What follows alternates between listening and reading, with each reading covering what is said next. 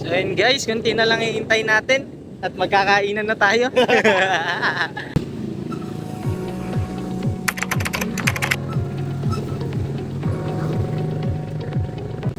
Hi guys! Welcome nga pala sa bagong episode ng aking vlog. Ito nga pala ang nagbabagang kabanata na hatid namin sa inyong mga manonood. Sa araw nga na ito ay inimbitahan kami ng aming matalik na kaibigan upang maging ninong ng kanyang anak. Yun nga lang, hindi namin alam kung saan ang lokasyon kaya nagtanong-tanong kami para malaman namin kung saan. Pwede po magtanong. Saan po yung ano dito, church? Yung New Christ po. Church po Born again. Okay po, sige po, salamat po sir. Pagkatapos ng pag-uusap na yun, ay dumiretso na kaming dalawa. Ngunit hindi namin inaasahan ang nangyari. Boom, ayan na nga. Palabas na kami ng highway.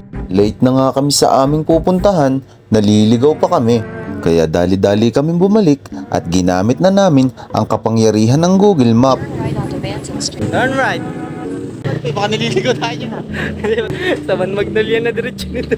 Sabi ko mamaya, pre, masyado kami maata sa Magnolia ngayon Gumamit pa kami ng Google Map. Doon din pala kami papasok sa pinasukan namin nung una kanina. Ay, lapit lang bad boy. Saan pa tayo napunta? At ayun na siya. Christ answer. Guys, aligaw kami guys. Nakarating na nga kami sa aming destinasyon. Ganun pa man, nakakahiyang pumasok dahil late na kami. Nandito na nga kami at nung natapos na ang binyag, pumunta kami sa Pandayan upang mamili ng ampaw. Looking for na anak, meron pa kaming 5 dito. Sarapan nyo lang yung handa. Tapos ulit yung 200. Napad ba na yung bad boy? Yung tinanong niya yung ano, nagkumpisal siya. Yung nagkumpisal siya, sabi niya. Oh, ano ba yung dahilan ba't nagkumpisal ka? Sabi ng pare.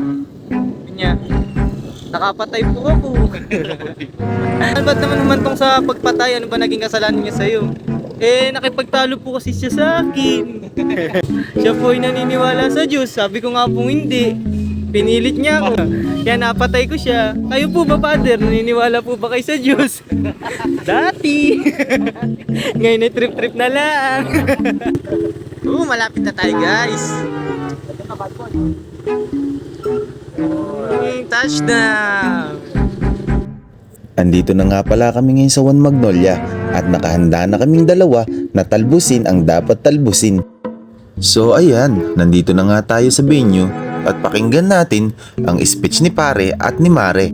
Isang linggong banat para kay pare. Sandaling ito na guys, hindi mahalaga yung regalong ibibigay nyo sa anak namin o yung pakinggan, hindi yun yung tinitignan namin bilang kumarit kumpare nyo.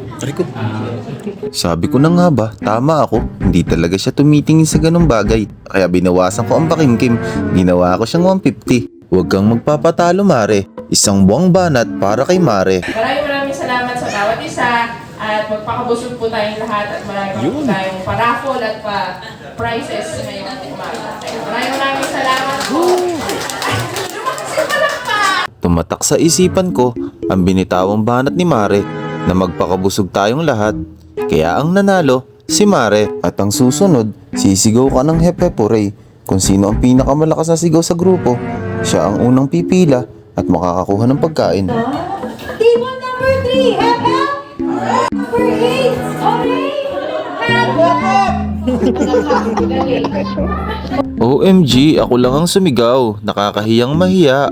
So ayan na nga guys, sa puntong ito ay inaayos na nila ang mga pagkaing aming tatalbusin mamaya.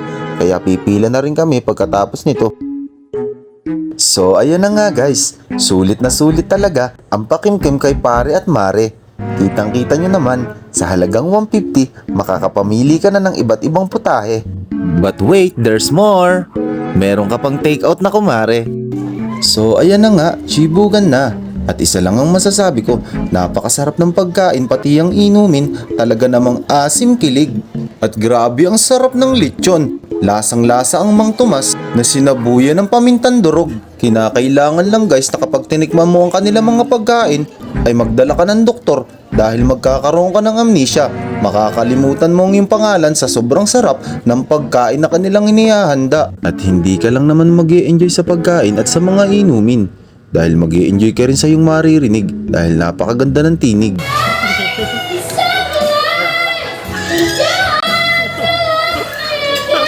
Super grabe talaga. Napakaganda ng kanyang boses. Lagapak ang yang live kong butas. So ayan, cheers nga pala para sa aming nagbabagang sikmura. At dito nga iaabot na sa amin ni Kumare ang giveaway. Grabe talaga, sulit na sulit ang 150.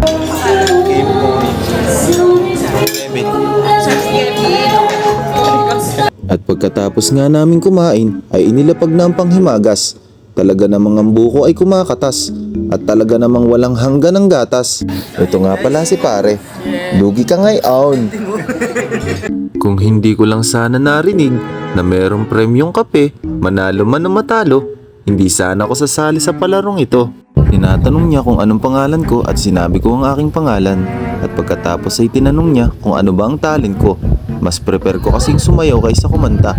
Kaya sinabi kong sasayaw na lang ako upang pakitaan ko ang aking kaibigan na si Bad Boy. Kaya eto ang kinalabasan.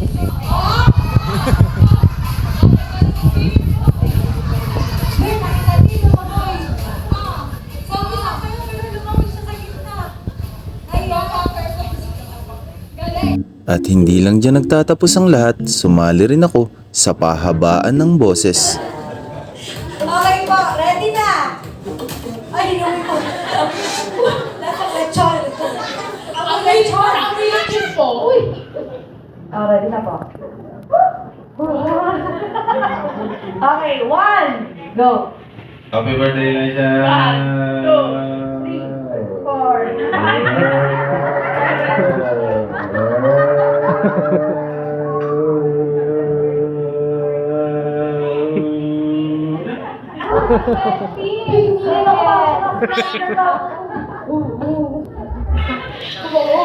At ipapakita na nga namin ang laman ng giveaway. Mapabunot ng isa na ito. At talaga mapapangiti ka sa kaping na panalunan ko dahil may buko ng walang hanggan. Pagkatapos nga nito ay pumunta kami ng mall at sinundan kami doon ni pare. Rick, wag Rick! Ako na! Rick! Ako na magbabayad! Wag! Kulit! Ang kulit talaga. Kulit talaga niyan eh. Gusto sana naming dalawa na kami na lang ang magbabayad. Ngunit pag nadidikit kami sa kanya, tila yata nawawalan kami ng boses at di kami makapagsalita. Rick, ako na Rick! Rick! Rick na, ako na bubunot! Ako na! Rick! So ayan, nagkaraoke nga kami. Ngunit sa kasamaang palad, 2 tao lang ang pwede sa loob. Kaya nasa labas si pare. At pagkatapos nga nito, ay nagpaligsahan kami sa paglalaro ng basketball. Hindi ako magpapatalo. At ang unang humamon, walang iba kundi si paring Eric. Napakalupit ni paring Eric. Magaling ka pala nung araw. Paring Eric oh. Pare, meron pa isa. Hoy!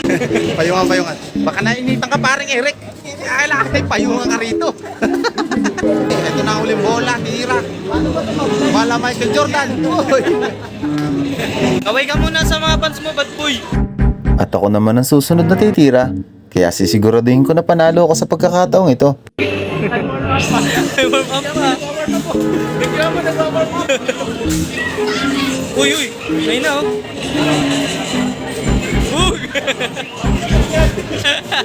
At dito ngayon nagpaulan ako ng mala Michael Jordan 2 x 4. Parang rifle na malupet. Oh, pumasa pa. Ngiti, sangiti naman dyan, yung nakapasa. Oh, yun, stage 3 ka na, Bad Boy. At di nga ako nakaabot ng stage 3. Talo na agad ako. Si Bad Boy naman ang lalaban. Sino kaya ang magwawagi sa dalawang ito? Basta ako'y tanggal na sa labanang ito. Uy! Bumira! Malupit talaga! Oh. Stage 2! Yung maagaw, uy! Sabi mo pre, ikaw ang nanalo. Tatayo kayo, balik na. So ayan, kayo na lang talagang makapagsasabi na kulang ang salitang sulit. Sana'y magkaroon pa kami ng maraming inaanak. So hanggang dito na lang at tatapusin ko na ang vlog na ito. Salamat sa panonood. Goodbye.